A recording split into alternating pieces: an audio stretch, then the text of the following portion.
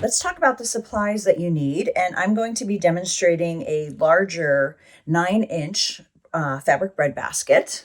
So I'm going to be using this circle ruler by Holt of Be in My Bonnet from Riley Blake Designs. I love it. I may never do a project that doesn't have the right size ruler again. I'm going to show you how easy that is to use. Then I'm also going to be using this rotating cutting mat, which is going to help me do this quickly and easily. This is by Sue Daly of Riley Blake Designs, rotary cutter, ruler. Then I'm going to be using a piece of batting. This is just extra batting from a quilting project. You could also use fusible fleece if you want to, but remember that if you're going to want to put these in the microwave, you need to make sure everything you use is 100% cotton. I'm not going to be putting mine in the microwave, so I'm just using the scraps. I'm not 100% sure what this is, but look at that. See how that I cut that perfect circle already, but I'm going to show you how to use this in a minute.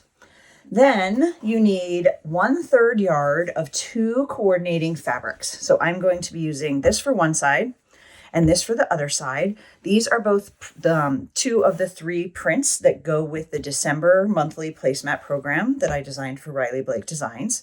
And these baskets are reversible. So I can have either side out and then you just throw it in the wash if it gets a little bit dirty. So I've pre-cut these 2 strips to 28 3/4 inches by 11 inches high. On my blog, I have directions for how to do a 6-inch bread basket, which is smaller, more for 2 people or individual. I just did this bigger one more for a group. And then I also show you on the blog, if you want to use a different circle, different size circle, how to figure out how long you need these sides to be and how to figure out how tall you want them to be. So that's helpful. And then there's also, you can go grab a free template for a 6 or 9-inch circle if you don't have or don't want to invest in these rulers, but oh my gosh, I love them. So these are the 2 extra pieces from the end after I cut this to size, and we're going to use these to cut our circles. I'm going to layer them and I'm going to cut them both at the same time. Oh, and then you need clips or pins, but I'm going to move those out of the way for now. So you either need like a rotating mat or one that you can turn. Mine seems to want to pivot on the table more than it wants to rotate. You're just going to hold your hand down on your ruler and then you're going to go, and I like to start at one of the lines so that I know where I started, because I pivot about every quarter.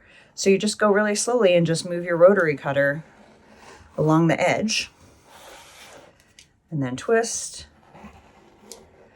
If you try and go too far around, you might strain your wrist a little bit, or you might start to veer off of the edge of the circle, but you can always fix that. But this gives me perfect circles every time. And voila, perfect circles. I love that thing. And there is a link below the video if you want to get yourself some circle rulers as well. Now, the next thing we're going to do is and it doesn't matter which one, you're going to pick one circle, put it face down, and then you're going to put the batting on the wrong side.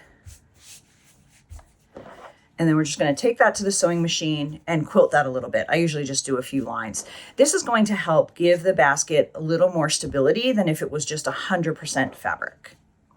And I like my baskets to be a bit floppy so they can fold over and keep the bread warm if you want to. So I'm just going to be using fabric for the sides. But if you want it to have a little bit more shape and stability, you could also add batting and quilt one of the sides. But I'm not going to be doing that in this demo. So I'm just going to sew probably 5 lines down this to just keep the batting in place with the fabric. So when I wash it, it's not going to get all out of shape. Now I'm going to sew the seam for each of the side pieces. We folded it in half, right sides together, match these long edges, and then I'm just going to do that with a 1/4 inch seam.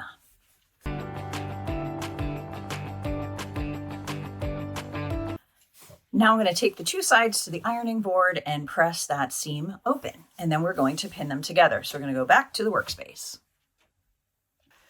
All right, I pressed each of these seams open. So now we have 2 tubes basically, that are going to be the sides. This one circle and then this circle quilted to the batting. So what we're going to do next, I'm going to show you on the batting half, is first we're going to fold this circle in half. We're going to figure out where the quarter marks are. Now I'm going to fold it again. I'm going to match those marks.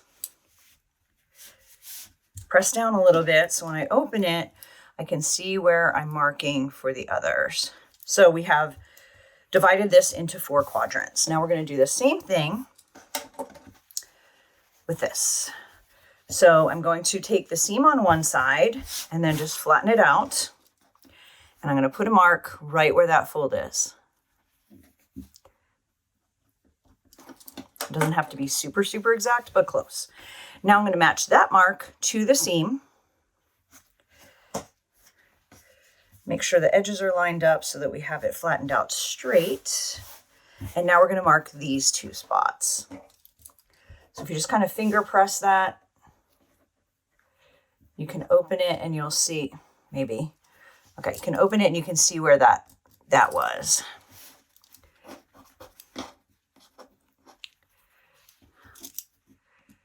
Okay, now this is the most time-consuming part of this project. And if you're going to make a bunch, I highly recommend you get a bunch to this point and then go watch TV while you clip it all together. So right sides together, we're going to match these marks, and you can pin or clip. I like using clips.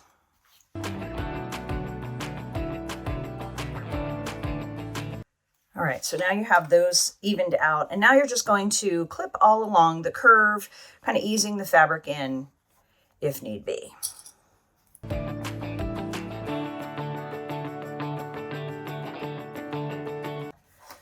All right, so that's one. And now you just do the same thing for the second side. All right, so we've been both pinned together. Now we're gonna go sew these and then put them together. So we're gonna go back to the sewing machine. After doing a few of these, I got some tips for you to make it easier. So the circle is flat. This is eased in a little bit. So what you're gonna do is you're gonna place the circle flat down, if you can, if you have an extender table on your sewing machine, and then you're just going to mush that part to the middle. That's going to make it a lot easier to just zoom around and sew this circle with a 1/4 inch seam allowance.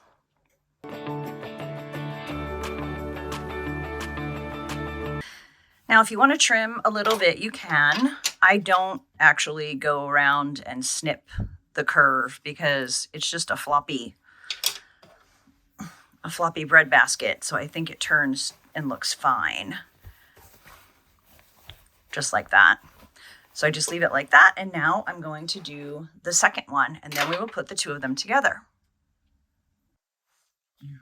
Now that I have both of them sewn together, I'm going to turn one of them right side out. I'm going to do the one that doesn't have the batting. Just kind of run my fingers along that stitch line. And now I'm going to put it inside the other one, right? So it's right sides together. And then I'm going to match, where's my seam? I'm going to match the seams in the bag. So I'm going to start down at the bottom with these 2 seams.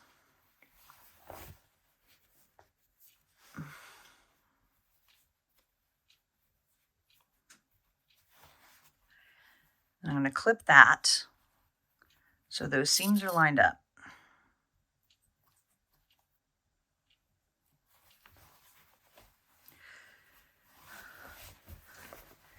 And you're just going to get it all lined up, and you're going to pin all the way around the top, and we are almost done.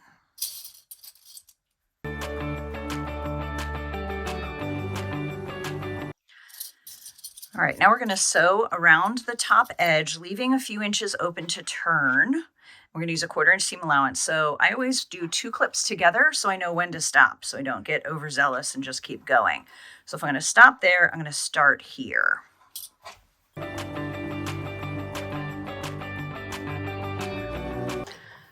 So now I'm coming up to my double clip, so I know I need to stop. And now I'm just going to turn it right side out through this opening.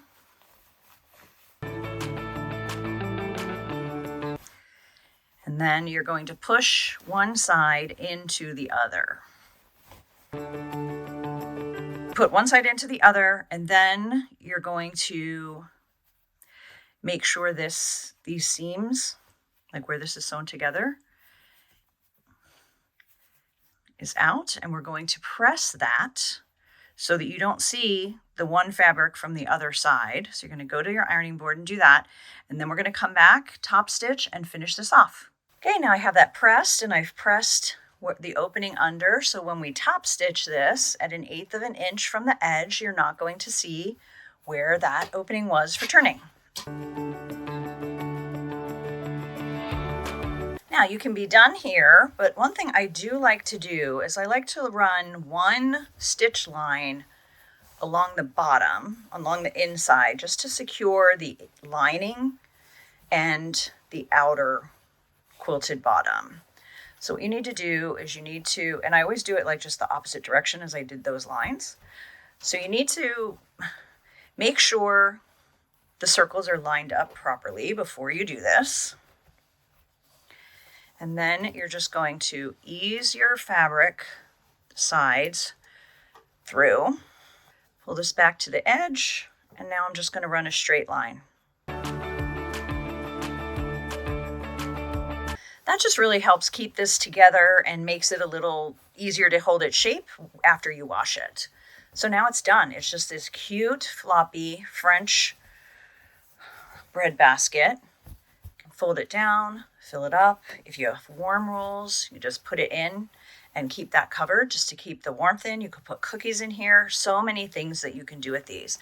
And then they're also reversible. So if your decor isn't going with that lime green so well one day, you can have the white as the main. Then you could do a little cuff, have the green showing. So many ways to use these.